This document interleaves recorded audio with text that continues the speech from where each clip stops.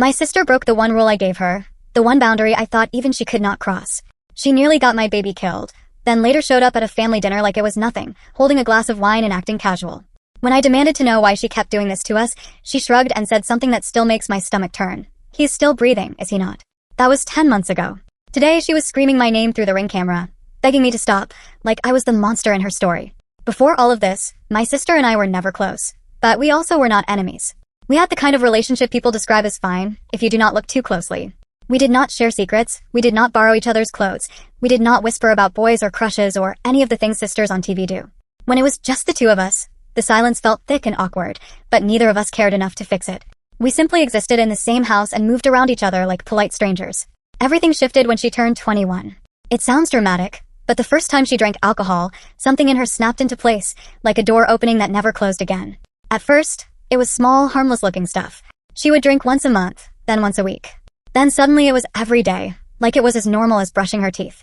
I watched it happen in slow motion, and it felt like I was watching someone sink deeper into water while smiling and waving at me as if nothing was wrong. What made it worse was that she did not want to drown alone. I never liked alcohol. Even before I had any real reason, I just did not like the smell, the taste, the idea of being out of control. I wanted to stay away from it, and I thought that was my choice to make. But my sister treated my boundary like a joke. She pushed and teased and pressured me, like my refusal was a personal insult to her. On her 22nd birthday, she handed me what looked like a bottle of water. I was thirsty, so I opened it and took a big sip. It was not water. It was straight vodka, and it hit my throat like fire. I started coughing so hard my eyes watered. I spat it out, choking, and when I looked up, she was holding her phone, filming me, laughing like it was the funniest thing she had ever seen. In that moment, I felt something harden in me. I did not scream. I did not throw the bottle.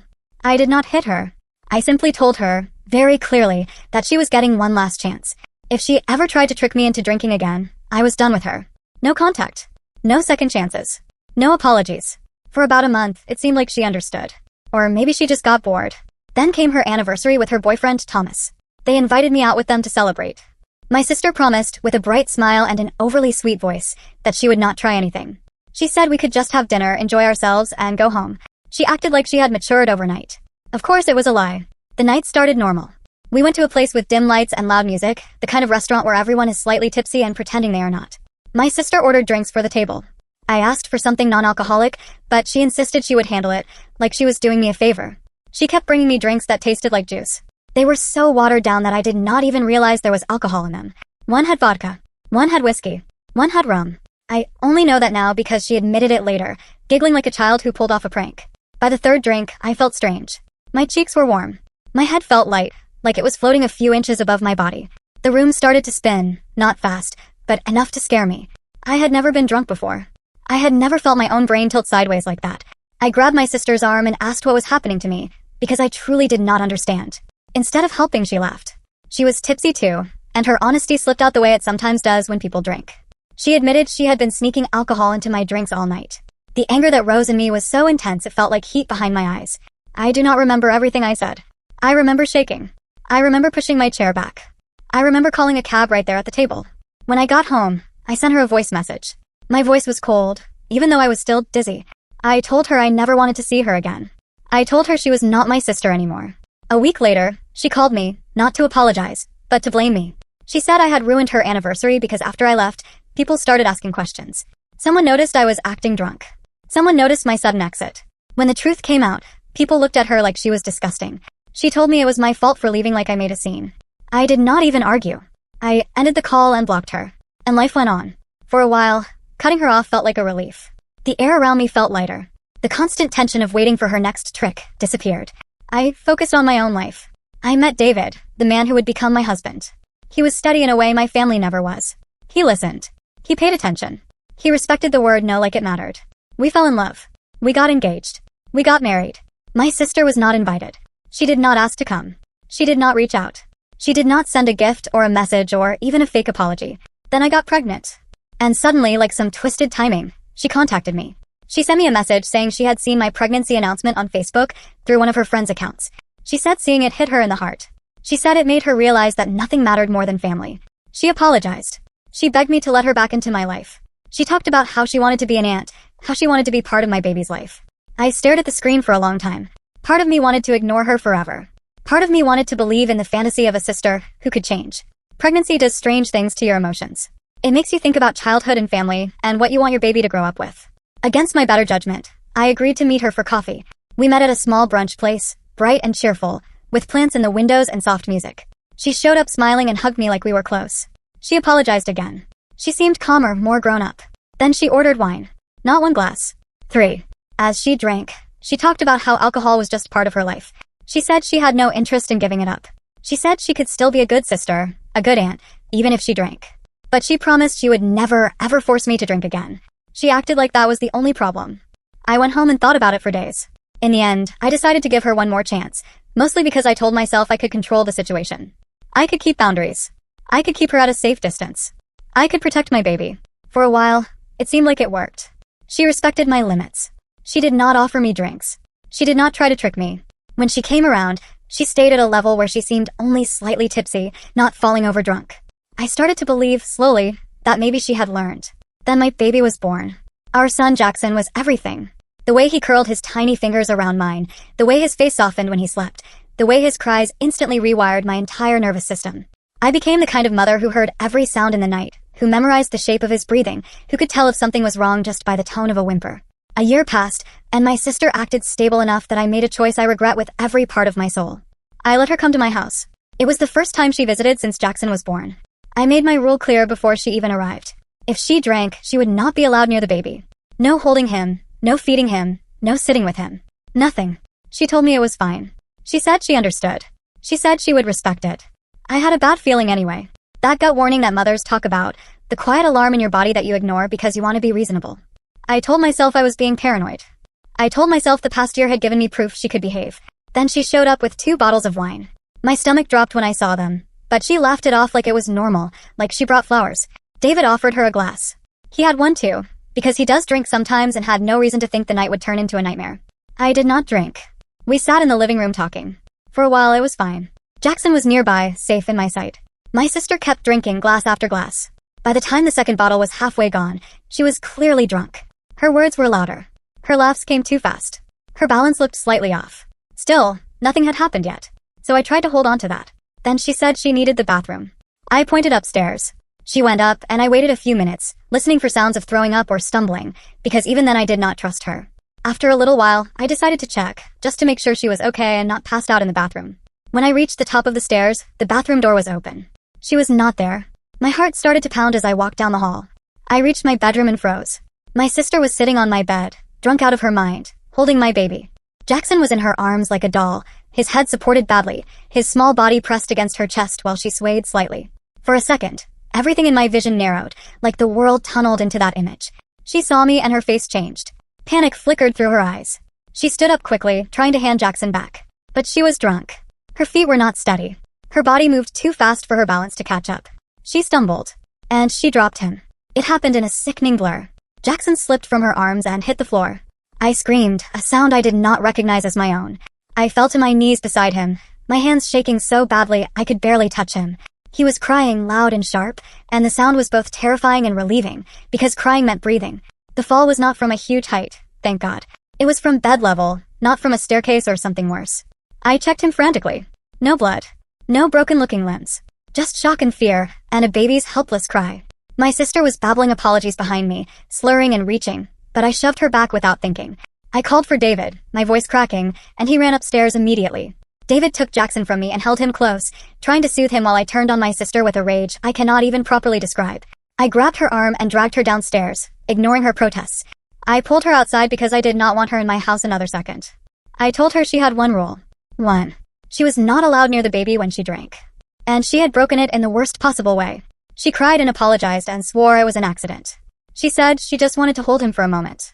She said she did not think it was a big deal. I did not listen. I called a taxi and told her to leave. I told her I never wanted to speak to her again. I told her she was not welcome near my family. I thought that was the end of it. I was wrong. Because while I was focused on the fall, I did not know the other thing she had done. And that other thing was even worse. A few minutes after my sister left, David came downstairs with a look on his face that made my blood run cold. He was holding Jackson, who was suddenly throwing up. Not normal baby spit up. Vomit. David was crying, actually crying, as he called the hospital. His hands were shaking. His voice sounded like it was breaking. He told me my sister had fed Jackson wine. Not just a sip. Not an accidental taste. She had given him the remaining wine from her bottle like she was feeding a toy, like she did not understand he was a living human child. I felt like the floor dropped out from under me. The next hours were chaos. We called emergency services. The ambulance arrived. I rode in the back with Jackson, watching his tiny body, watching his eyes, watching his breathing, praying so hard my chest hurt. At the emergency room, doctors moved fast. They asked questions, took blood, checked vitals. They said the words alcohol poisoning, and I wanted to vomit. Jackson was an infant. An infant. His body was not built to handle alcohol. His liver could not process it like an adult's. Something that might make an adult dizzy could kill a baby. David and I paced the waiting room, holding hands so tightly it hurt. The hospital staff treated us like we were both victims and suspects. A social worker interviewed us, and I could see the doubt in her eyes. She asked the same questions again and again, as if she believed we were hiding something. She told us there would be a child welfare investigation because a baby had alcohol in his system. So in the middle of the worst night of my life, when my child was fighting poison in his body, I also had to defend myself like a criminal. We explained everything. We repeated it until it felt like we were bleeding the story out of our mouths. We told them about my sister, about her drinking, about the rule, about her sneaking upstairs, about the fall, about the wine. I called my sister over and over. No answer. I texted. No reply. I left voicemails. Nothing. She vanished. David had thrown her out, but we still expected, at the very least, a call to check if Jackson was alive. Even a selfish person would want to know. But she disappeared completely, which told me she knew exactly how serious it was, and she was running from it. After an agonizing night, the doctors finally said Jackson was going to be okay. I nearly collapsed. Relief hit me so hard my knees felt weak. I clung to David and cried until my throat hurt. The doctors said there was no permanent damage they could see right then, but they warned us that even small amounts of alcohol in a baby could have effects that might show up later. Developmental issues do not always appear immediately. We would need follow-ups. We would need to watch him closely. We brought Jackson home the next day, exhausted, terrified, and furious. While Jackson slept, I got in my car and drove to my sister's apartment. I had not slept. I was running on adrenaline and rage. My hands were tight on the steering wheel, and my brain replayed the night over and over. I banged on her door until Thomas answered. He looked hungover, confused, like he had no idea what was happening. He said Megan was not there. He said she had not come home after visiting us. I shoved my phone in his face and showed him pictures of Jackson in the hospital. I told him what she did. I told him she gave wine to my baby. The color drained from his face. His shock looked real. For the first time, I believed she had not even told him. She had left him in the dark and ran. Thomas admitted she had been getting worse. Drinking more. He said he tried to help, but he did not know what to do. I cut him off, because my patience was gone. I told him he had been enabling her. I told him he made excuses for her and protected her from consequences. I said the truth out loud. She almost killed my baby yesterday. He tried to defend her, saying she had been through hard times I did not understand. That was the moment I fully lost it. I told him exactly what I thought of both of them. I told him that if my sister came near my family again, I would call the police. If he helped her, I would make sure he faced consequences too. Then I walked out, shaking with anger. At home, David and I made an immediate decision. My sister was cut off forever. No more chances. No more conversations. No more family guilt. We blocked her phone number, her social media, her email. We installed a camera at the front door. We wrote everything down while it was fresh. For the next week, our entire world was Jackson. We watched him constantly. We barely slept. Every little sound made me jump. Every time he coughed, my heart raced. I could not stop imagining what could have happened if the doctors had not saved him. Just when we started to breathe again, the next nightmare arrived. My phone filled with messages from family. My sister had posted a crying video online, clearly drunk, saying I was keeping her away from her nephew out of spite. She painted herself as a loving aunt who made one small mistake. She acted like I was cruel, like I was punishing her because of old drama. Relatives believed her. They called me harsh. Heartless. Some said I was using the incident to keep our long feud alive, like protecting my baby was a personal revenge plot. I could not believe what I was hearing. When I tried to message certain family members privately with the truth, I discovered she had already poisoned them against me. She told them I was exaggerating. She claimed Jackson only accidentally sipped from her glass, like it was nothing, like I was dramatic. The betrayal from my relatives hurt almost as much as what my sister did. How could anyone hear that a baby had alcohol poisoning and still defend the person who caused it? Then we received a letter. It looked official. My sister claimed she had entered rehab. She said her therapist recommended family healing as part of recovery.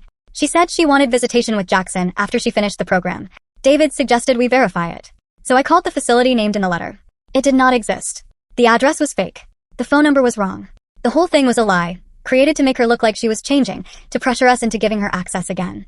I sat beside Jackson's crib that night, watching him sleep, and I felt something inside me break. This was not just addiction. This was manipulation layered on manipulation. This was someone willing to risk my child's life and then lie about it to regain control. David wanted to pursue a restraining order, but family pressure intensified. People acted like we were cruel for not giving her another chance. The division split relatives into camps. Some supported us quietly, but others openly attacked us. I felt like I was fighting on multiple fronts. The next day, I called Jordan, a friend who worked as a detective. He had helped us with minor situations before, and I needed guidance. He came over during his lunch break and looked through our documentation. He was blunt. He said getting a restraining order was possible, but judges usually want proof of a pattern. One incident, even a serious one, sometimes is not enough. He told us to document everything. Every call, every message, every post. He told us to set up more cameras if we could. And he warned us not to engage with Megan directly, because any response could be twisted into proof that contact was welcome. After Jordan left, I created a separate email account just for evidence. I forwarded messages from relatives, took screenshots of her social posts, and wrote a detailed timeline of what happened. David installed more cameras, covering the yard and driveway. That night, we got an alert from the door camera. When I checked the footage, I expected something normal. A delivery. A neighbor. Instead, I saw Megan stumbling up our walkway at 11:30 p.m. She was clearly drunk. She carried flowers and a teddy bear, like she was auditioning for the role of remorseful aunt. She rang the bell again and again. Then she sat on our porch for 20 minutes. Finally, she left the items with a note. David waited until she was gone before bringing them inside. The note basically begged for access to Jackson and tried to paint it as love. But the flowers smelled like cigarette smoke and alcohol, like she grabbed them straight from a bar. I added the footage to our evidence and threw everything away. The next morning, I called Jackson's pediatrician. I warned them my sister might try to get his medical records. They added a note to his file requiring extra verification for any information. Later that day, the pediatrician's office called me. Someone claiming to be my sister had called asking for copies of Jackson's records. She said she was helping us gather paperwork for a specialist. When the office asked for authorization, she hung up. My blood turned cold. She was not only trying to see him. She was trying to access his information, to insert herself into his medical life like she had a right. Jordan said this helped our case, but it still might not qualify as an emergency restraining order. He suggested we alert any daycare we planned to use. We had been considering a daycare called Little Explorers for when I returned to work. David and I went to talk to the manager, a woman named Karma. As we explained, her polite face shifted into concern. She admitted someone matching Megan's description had visited the day before, asking about enrollment and requesting a tour. Megan claimed she wanted to register her nephew. I felt sick. We showed Karma a photo and she confirmed it was Megan. We immediately decided we could not use that daycare. Instead, we started researching in-home nanny options. That weekend, my mother called. She invited us to Sunday dinner. She said she and Dad missed us. She promised Megan would not be there. She said she just wanted to see her grandson and talk calmly. I hesitated. I wanted my parents to have a relationship with Jackson, as long as it was safe. After talking with David, we agreed, cautiously, to go. We arrived around 4 p.m. My mother greeted us with tears and hugs. She cooed over Jackson, who was awake in his carrier. My father shook David's hand and kissed my cheek. For a moment, it felt almost normal. Jackson was on a blanket for tummy time. My mother brought cookies and coffee, and I let myself relax a tiny bit. Then I heard it. My sister's laugh coming from the kitchen. Every muscle in my body tightened. I looked at my mother and asked who else was there, even though I already knew. Before she could answer, Megan walked in holding a glass of wine, smiling like this was some cute surprise. I did not argue. I did not yell. I did not waste a single second. I picked up Jackson, grabbed the diaper bag, and walked straight out. Behind me, I heard David saying something to my parents, his voice sharp, but I was already at the car, hands shaking as I strapped Jackson into a seat. I drove home alone because David stayed behind to confront them. When he came home later, his face looked grim. He told me my parents admitted they set it up. They thought if they forced us into the same room, we would talk it out and fix everything. Then David told me something worse. Megan had been living with my parents for 3 weeks. Thomas had kicked her out after learning what she did to Jackson, and my parents took her in. I felt punched in the stomach. They had lied to my face while hiding the person who endangered their own grandchild. That night I cried for the family I thought I had. David held me and promised we would get through it. The next morning, I sent my parents a short message saying we needed space and they needed to respect it. Then I blocked them. David blocked them too. For a few days, it was quiet. I tried to focus on Jackson and enjoy my maternity leave. David returned to work, but he checked on us constantly. Then Thursday came. I decided to take Jackson to the grocery store, our first non-doctor outing. I felt proud of myself like I was doing normal mom things. I placed Jackson's carrier in the cart and started shopping. In the produce aisle, I felt that eerie sensation of being watched. I turned and saw Megan at the end of the aisle, pretending to look at oranges while clearly tracking me. When our eyes met, she looked away quickly like she was innocent. My heart slammed against my ribs. This store was not near my parents' house. She should not have been there. It was not a coincidence. I abandoned my cart and rushed toward the exit, gripping Jackson's carrier like it was the only solid thing in the world. In the parking lot, I scanned for her but did not see her. I strapped Jackson into the car and drove home, checking my mirror constantly. When I got home, I collapsed into my first full panic attack. I could not breathe properly. My heart raced. My body shook. I felt certain Megan would appear at any second. I called David at work. I could barely speak. He came home immediately and found me still trembling. He said what I was afraid to admit. This was stalking. The next day we met Jordan again. He explained that courts want patterns. One time showing up in a store is hard to prove as harassment, but combined with everything else, it could help build a case. He told us to document times, dates, locations. He told us again not to engage with Megan. So we leaned into evidence. Over the next week, Megan escalated. She created new emails to bypass blocks. She left voicemails. At first, her messages sounded sad and apologetic, but they were always laced with guilt. She talked about how Jackson deserved his aunt. She compared it to childhood relatives, trying to trigger my emotions. We saved everything without answering. As the days passed, her tone shifted. She moved from pleading to demanding. From "I understand why you are upset" to "you are being unreasonable and you cannot keep him from me forever." Then our new nanny, Jessica, told us something that made my skin crawl. While walking Jackson in the neighborhood, she saw the same car circling the block 3 times. She could not confirm the driver, but she was worried enough to come back early. We thanked her and decided to take extra steps. We even bought a GPS tracker for the stroller. It felt ridiculous. It also felt necessary. The next day, our old friend Dakota called. Dakota said Megan had been asking strange questions. Megan wanted to know when Jackson napped and whether we kept a spare key under a planter like my parents used to. I felt my throat tighten. Dakota said she gave Megan no information and called me because it felt wrong.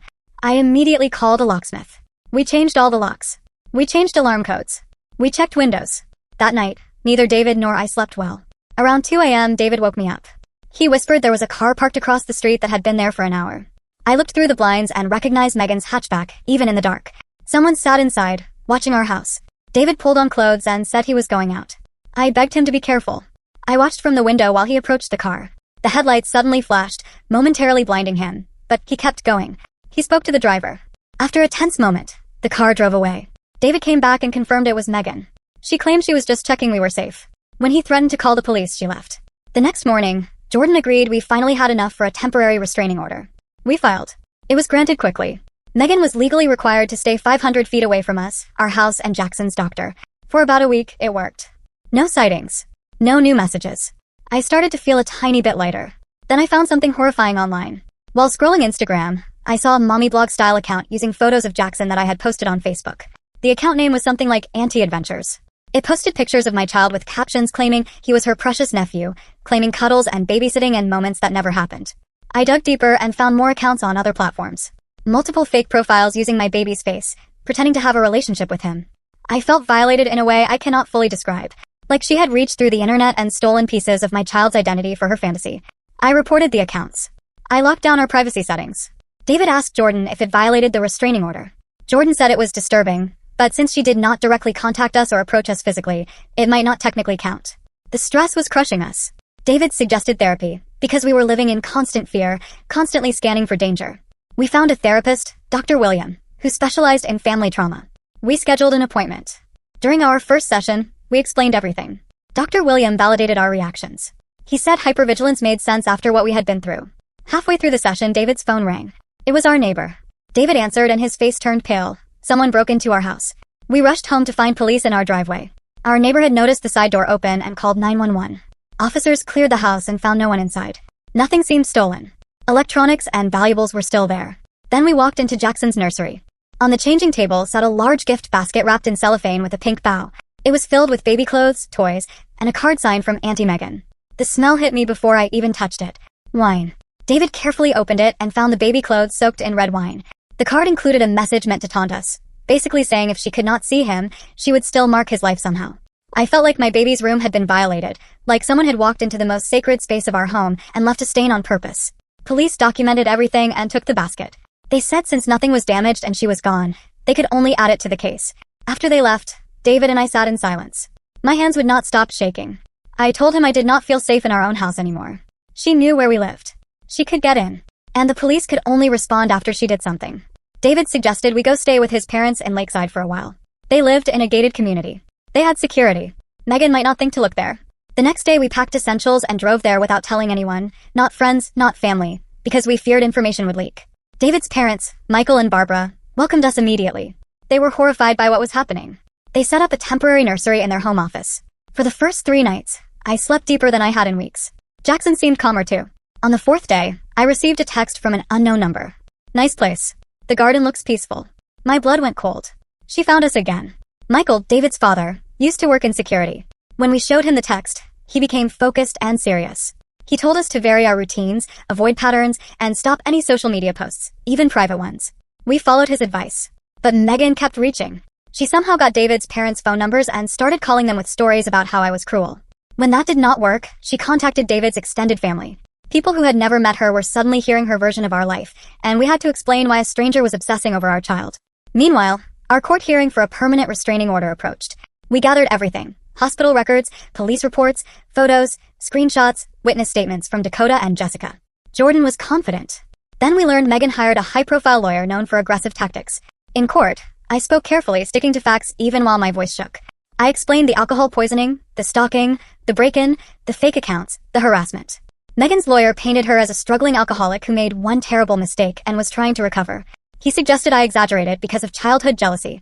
He argued a restraining order would harm her recovery. The judge asked questions, then said he needed 30 days to review all evidence. He extended the temporary order in the meantime. We left frustrated and drained. Outside the courthouse, my mother appeared. She asked to talk. She looked tired, thinner, like life had worn her down. She told me Megan was saying she had suicidal thoughts. She begged me to drop the restraining order so the family could help Megan together. I stared at my mother in disbelief. Megan endangered my infant and stalked us, and my mother wanted me to remove protection because Megan claimed she was suffering. I asked how Megan found us at David's parents' house. My mother's face gave her away before she admitted it. She said she might have mentioned where we were staying. She did not think it was a secret. I felt betrayal slice through me all over again. I told her we were done. I told her not to contact us until she decided whose safety mattered more. That evening, David's mother handed me an envelope that had been delivered while we were in court. Inside was a handwritten letter from Thomas.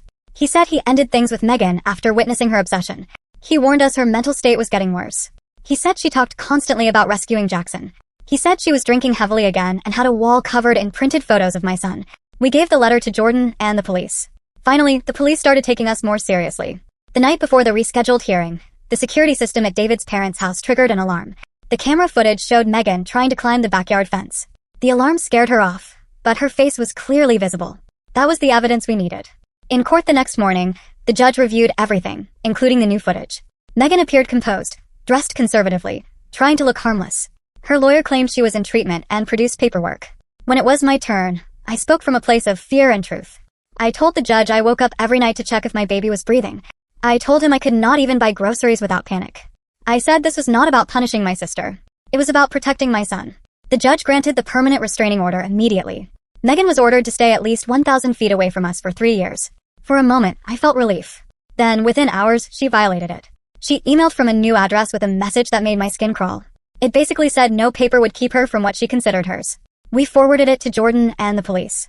Officers went to her apartment to serve the order and potentially arrest her, but she was gone. Inside her apartment, they found empty liquor bottles and a wall covered with photos of Jackson. Some from social media, others taken from a distance. There were maps and notes about our routines, nap times, work schedules. An alert went out for her apprehension. We decided to stay at David's parents' house. At least there, behind gates and cameras, we had a chance. Days passed with no sign of her. We began to hope she might have left the area. Then Jessica took Jackson to the community park with David's mother. I stayed home for my first hour alone in weeks. I showered, dried my hair, tried to feel human. My phone rang. It was Jessica. Her voice was controlled but panicked. She said she believed she saw Megan at the park, following them from a distance. My heart slammed. I told her to stay close to David's mother and Jackson. I called David, who ran out instantly. I called 911. Within minutes, David called back breathless, saying they had Jackson and were coming home. Megan tried to run when David arrived, but the security guard at the gate stopped her. Police took her into custody. When David arrived, I grabbed Jackson and cried into his hair, breathing him in like oxygen. Later, an officer confirmed Megan was arrested for violating the restraining order. She would be held until a bail hearing. Given her history, there was a chance she would remain in custody for now. That night, I slept deeply for the first time in months. The next morning, David attended the bail hearing. His mother stayed with me and Jackson. When David returned, he said Megan got bail, but with strict conditions. She had to wear an ankle monitor, submit to weekly testing, and maintain distance. David said she barely reacted, except when the alcohol monitoring was mentioned. She even argued with her lawyer about it, like sobriety was still negotiable. We stayed at his parents' house longer, not trusting the monitor to protect us. 2 weeks later, Jordan called with an update. Megan's evaluation showed more than alcoholism. The psychologist noted concerning personality traits that might explain her fixation on Jackson. The court ordered dual treatment, addiction and mental health. It was validating and terrifying at the same time. A month into treatment, we received a formal letter from Megan's therapist requesting a supervised family session. Participation was voluntary, controlled, and therapeutic. David and I discussed it with Dr. William. He advised against it so early. He said Megan needed sustained progress before family sessions could help, and even then, he recommended starting with adults only, never including Jackson. We declined politely. Surprisingly, the therapist responded with understanding. Around then, my parents tried reconciliation again. They called David. They admitted they had enabled Megan for years. They said they understood now. I was too exhausted to fight. I did not forgive them, but I agreed to limited updates about Jackson through email, with one clear condition. If they shared information with Megan, contact would end immediately. Months passed. Megan complied with treatment and testing. She did not violate the order. Eventually, David and I returned to our home, but only after installing a security system so intense it felt like we lived in a vault. Then a new letter arrived through her therapist. Megan acknowledged everything without excuses. She expressed remorse for endangering Jackson and for stalking us. She did not demand access. She did not beg. She simply owned what she did. I read it multiple times, searching for hidden manipulation. I did not find any. We acknowledged receipt through her therapist but did not open direct contact. We kept receiving updates showing continued progress. Still, I insisted on at least 1 year of stability before considering any contact. 14 months after her arrest, her therapist suggested a controlled meeting. My body reacted with fear at the idea.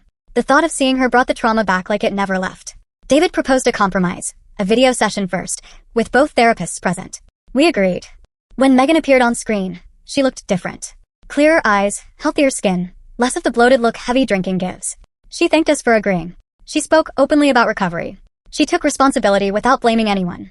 She admitted she had developed an unhealthy fixation on Jackson, convincing herself that being an aunt would fill a hole inside her. When we cut her off, that obsession grew into something dangerous. At the end, she said she hoped someday she could be an aunt in whatever way we allowed, but she accepted it might never happen. I told her clearly that access to my child was not on the table. If any relationship returned, it would be between adults only. Sisters, not aunt and nephew. To my surprise, she agreed without arguing. Over the next 2 months, we did more video sessions. Eventually, we agreed to one in-person meeting at her therapist's office. Megan arrived carrying a gift bag for Jackson. My body went rigid. I reminded her we said no gifts. She apologized immediately and put it aside. No fight. No guilt. That small moment actually mattered. It showed she could accept boundaries now. She focused on repairing harm with me and David, not chasing Jackson. My parents, once they learned about the meetings, tried to pressure us to speed up. I refused. I told them trust takes years, not months. Their pushing only proved they still did not fully understand. Over time, they stopped pushing because they learned pressure made us pull away. By the 2-year mark of Megan's recovery, we reached a cautious arrangement.